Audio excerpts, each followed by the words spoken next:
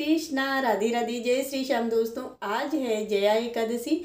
आप सभी दोस्तों को जया एकादशी की बहुत बहुत बहुत सारी बधाइयाँ। अभी मैं करने जा रही हूँ जया एकादशी व्रत की कथा। तो चलिए 2 मिनट भगवान का ध्यान करेंगे, फिर हाथ में तुलसी दल लेकर कथा शुरू करेंगे। बोलो कृष्ण कन्हैया लाल की जय, लक्ष्मी नारायण भगवान की जय, श्री राधा रानी माधव की जय।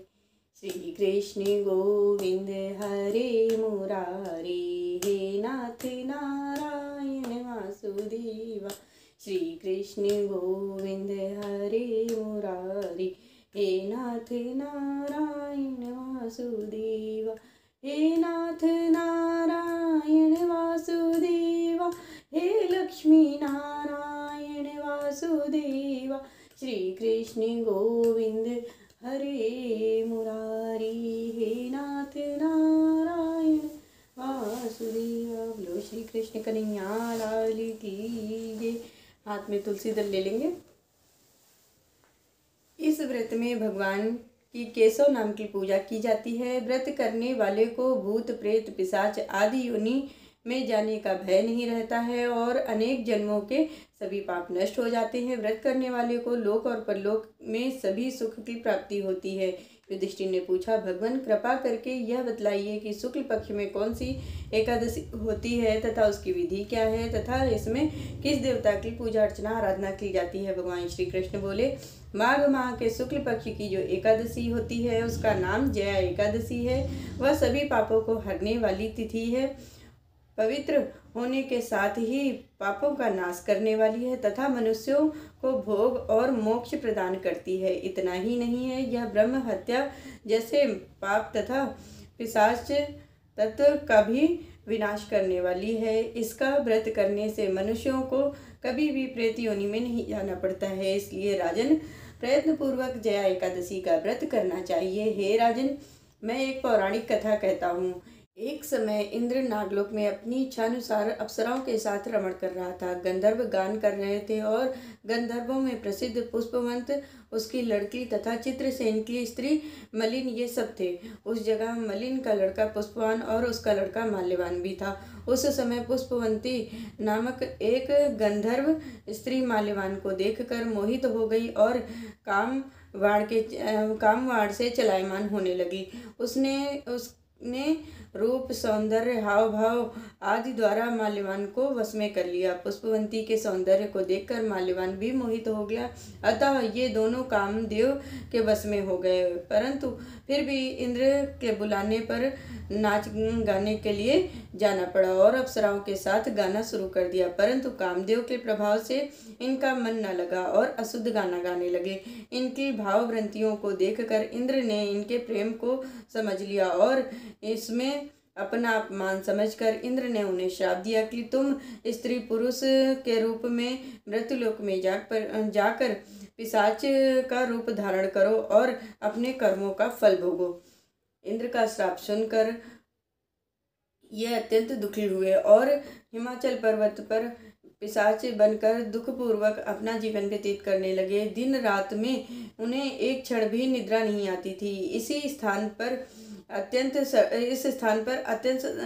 सर्दी थी। एक दिन पिशाच ने अपनी स्त्री से कहा, न मालूम हमने पिछले जन्म में कौन से ऐसे पाप किए जिससे हमें इतनी दुखदायी यह पिशाच योनि प्राप्त हुई है। दैव योग से एक दिन माघ माह के शुक्ल पक्ष की जया एकादशी आई। इस दिन दोनों ने कुछ भी भोजन न किया और कोई पाप कर्म नहीं किए। इस दिन केवल फल फूल खाकर ही दिन व्यतीत किया और महान दुख के साथ पीपल के वृक्ष के नीचे बैठ गए। वह रात्रि उन दोनों ने एक दूसरे से चिपटकर बड़ी कठिनाई के साथ काटी। सर्दी के कारण उनको रात्रि में निद्रा भी नहीं आई। दूसरे दिन प्रातःकाल होते ही भगवान के प्रभाव से इनकी पिशाची देह छूट गई और अत्यंत सुंदर अप्सरा और गंधर्व की देह धारण करके सुंदर वस्त्रों और आभूषणों से अलंकृत होकर नागलोक को प्रस्थान किया। आकाश में देवगण तथा गंधर्व इनकी स्तुति तथा पुष्प वर्षा करने लगे। नागलोक में जाकर इन दोनों ने देवराज इंद्र को प्रणाम किया। इंद्र को भी उन्हें अपने पूर्व रूप में देखकर महान आश्चर्य हुआ और उनसे पूछा कि तुमने अपनी पिशाच देह से किस प्रकार छुटकारा पाया है, यह सब बतलाओ। इस पर माल्यवान बोले कि हे देवेंद्र, भगवान विष्णु के प्रभाव से और जया एकादशी के व्रत के पुण्य से हमारी पिशाच देह छूटी है। इंद्र बोले, हे माल्यवान, एकादशी व्रत करने से विष्णु के प्रभाव से तुम लोग पिशाच की देह छोड़कर पवित्र हो गए हो, तो हम लोगों के लिए भी वंदनीय हो गए हो, क्योंकि शिव भक्त हम लोगों के वंदना करने योग्य हैं। अतः आप धन्य हैं।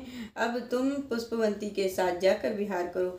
हे युधिष्ठिर, इस जया एकादशी के प्रभाव से समस्त कुयोनि छूट जाती हैं। जिस मनुष्य ने इस एकादशी का व्रत किया है उसने मानो सब यज्ञ तप आदि किए हैं। जो मनुष्य भक्ति पूर्वक जया एकादशी का व्रत करता है वे अवश्य ही सहस्त्र वर्ष तक स्वर्ग में निवास करता है। भगवान श्री कृष्ण बोले कि हे राजन, इस कारण एकादशी का व्रत करना चाहिए। हे राजन, जया एकादशी ब्रह्म हत्या का पाप भी दूर करने वाली है। जिसने जया एकादशी का व्रत किया है उसने सब प्रकार के दान दे दिए और संपूर्ण यज्ञों का अनुष्ठान कर लिया।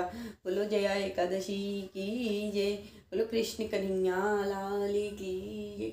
श्रीमन नारायण नारायण नारायण गोविंद नारायण नारायण नारायण लक्ष्मी नारायण नारायण नारायण राधे गोविंद नारायण नारायण नारायण। बोलो लक्ष्मी नारायण भगवान की जय। बोलो कृष्ण कन्हैया लाल की जय। बोल ठाकुर जी महाराज की जय। मैंने आप सभी को आज जया एकादशी व्रत की कथा सुनाई है। इस कथा को ज़्यादा से ज़्यादा शेयर करिए। जो लोग एकादशी का व्रत करते हैं उन लोगों तक इस कथा को ज़्यादा से ज़्यादा पहुंचाइए। और अगर आप सभी को आज की वीडियो अच्छी लगी है तो चैनल को सब्सक्राइब जरूर करें, वीडियो को लाइक करें, कमेंट में राधे राधे जय श्री कृष्णा जरूर लिखें। जय श्री राधे।